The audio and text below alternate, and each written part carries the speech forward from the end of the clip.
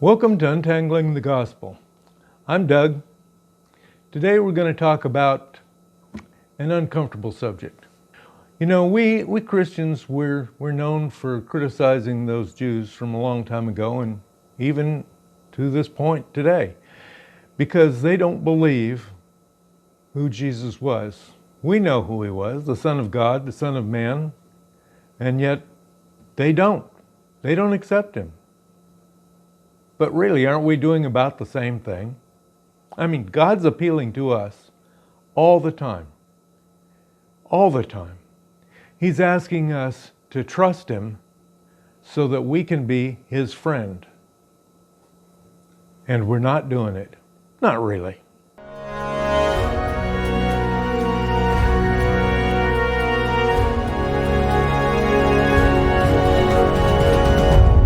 Back in Exodus, there's the story of Moses, of course, leading the Israelites, but it talks about him setting up a tent just outside of the area where they're all encamped, 2 million encamped. Can you imagine a KOA like that? Anyway, here's all these people camped, and he set up a tent a little ways away. And he calls it the tent of meeting, because that's where he meets with God every day. And along with him comes Joshua. The two of them had familiar, just up close and personal conversations with him. And it was like going to a park, having a picnic lunch, friends just sitting there at the little table. Moses invited all the people, every one of them, anyone who would come. Come on. Come visit with God. We'll be there. What do you suppose they said? No, we're going to stay here. We'll be at our tents. We'll keep our distance. You just tell us what went on. We'd like to know. So in essence, that's about what we do. We say, hey preacher, you study the Bible. Read it real good. Pray real hard. Then we'll come here on Sunday and you can tell us all about what you've learned. Meanwhile, we'll keep our distance at home. We have jobs. We have families to attend to. We don't really want to get all that close to God. And that's the Christian way. We stay our distance. And even on our churches, it says worship time is at 10 o'clock on Sunday. Come join us. Join us for that 10 o'clock service. A little passage where Jesus is talking to his disciples and he says, guys, I don't want you to think of yourselves as servants or slaves. Not anymore. I want you to be my friends. Think of yourselves that way. You know, servants do service. They worship. He wanted friendship, a personal relationship. He didn't want them to stay in arm's length or travel half a mile behind him. He wanted them to experience his life and he experienced their lives. That was the point of him being here with them for those years. So what do we do as servants at service time, at worship time? Well, we listen respectfully. We're filled with awe. God doesn't want that. He wants us to call him Abba Father. That's Daddy. Come here, sit on Dad's lap, would you? That's what he was talking about. He doesn't want us to come to him groveling on the floor, begging him. He wants us to come to him and hang out. There's a difference, a huge difference. Everybody has to get to know who God is. It can be through a terrible storm. That's what happened to me when I was about 5. I saw the lightning around me, out my window, the strong thunder, the windstorms. It was enough to get my attention. I recognized right then, God was real. It takes getting to know that he is real. He is the determiner of our fate. He is the one who created this universe. He is the author of life.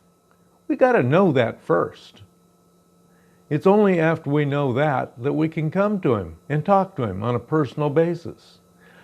I've worked at some big outfits, engineering companies, and I've known some people with great degrees, highly respected.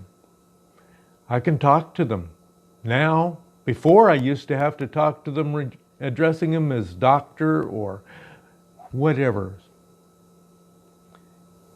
Then we got to know each other by name. Then it became our families knew their families. We go to church, do our thing there, listen to the sermons, say our prayers, get out as quick as we can. And meanwhile, God's appealing to us all day, every day. Look up, see me, know me, recognize me. I'm here, my child. I love you, my child. And then we wonder, why doesn't he do what I want? Why doesn't he heal who I want? Why doesn't he fix what's wrong in this world? Why doesn't he make everything right? Obviously, he's got to know how screwed up this place is.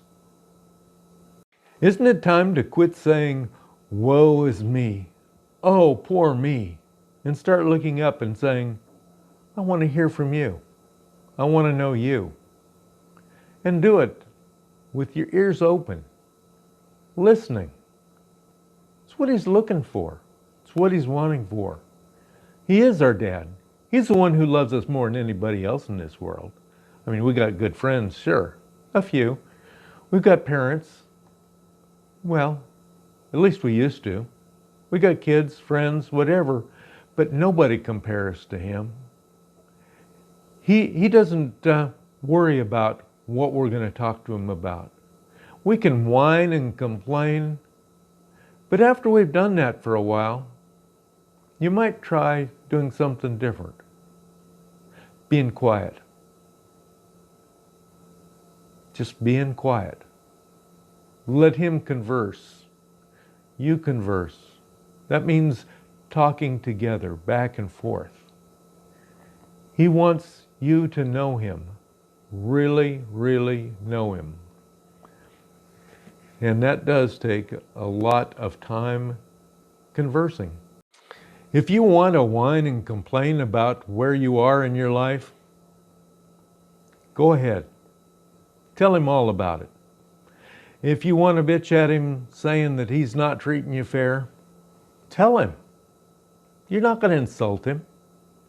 He's not going to send down lightning bolt and kill you. He wants you to talk to him honestly, from your heart, not just with a deep, respectful tone. No, he wants you real. He wants you personal.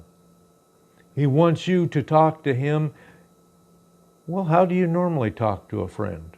I know you have to be a little guarded at times, depending on the person. But with God, he knows all about you.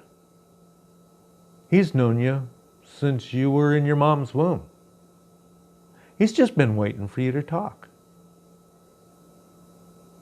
That's the way he is. Yeah, I do have to quit thinking about my situation and complaining, and I do complain. Oh, do I ever complain? And I ask him, why does it have to be this way? Why can't it be easier? Isn't there a shorter route? Sometimes there is, a lot of times there's not. And it's usually sometime later that I see the results. There's those two words I've been using and pitting against one another. There's worship and friendship. Like so many other words, they're based on the word ship. And ship means to be bound together for a purpose. There's things like relationship, which is really an ambiguous catch-all. There's kingship, anybody under a king and his authority. There's courtship for a young couple. And that leaves me with the two that I was talking about earlier. The one that's controversial in my mind is worship. And that's because the word is really an Old English word or term. The first part of it is worth.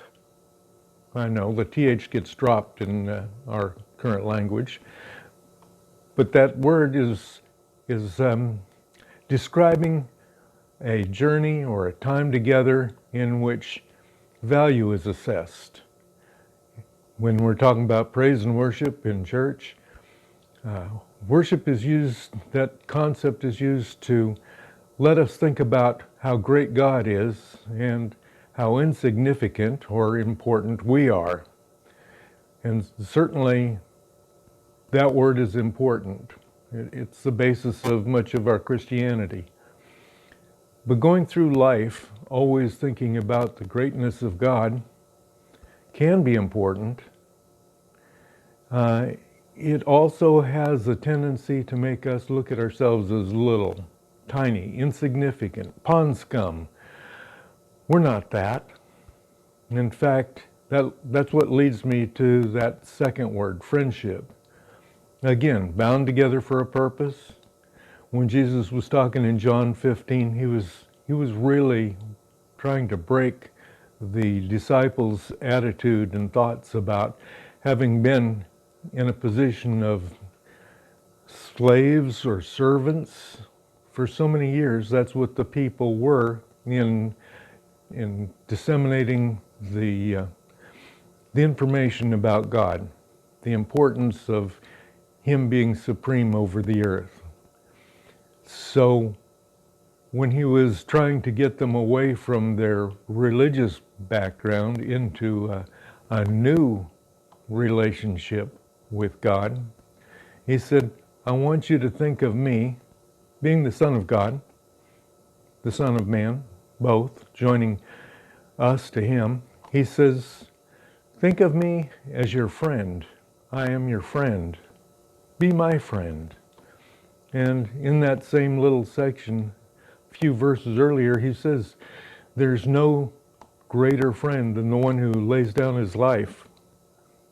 Well, you can remain in worship your whole life. That's not a terrible thing, but always looking up to someone is not his purpose. I said in that Romans 8 passage, God wants us to think of Him as Daddy. That's a far cry from, oh, Supreme Master, Lord above me. Here I am, a worm crawling under your feet. Now that's not the idea. God wants us to think of our relationship to Him through Christ as being a matter of friendship, familyship.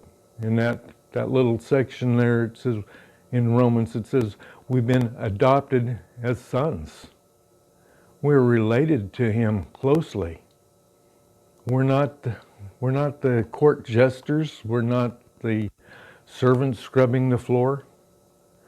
We are very important to God. And being bound together with Him in life is one of the greatest blessings I can ever imagine. I hope this helps clarify where I was coming from. Meanwhile, this is Doug. Talk to you next time.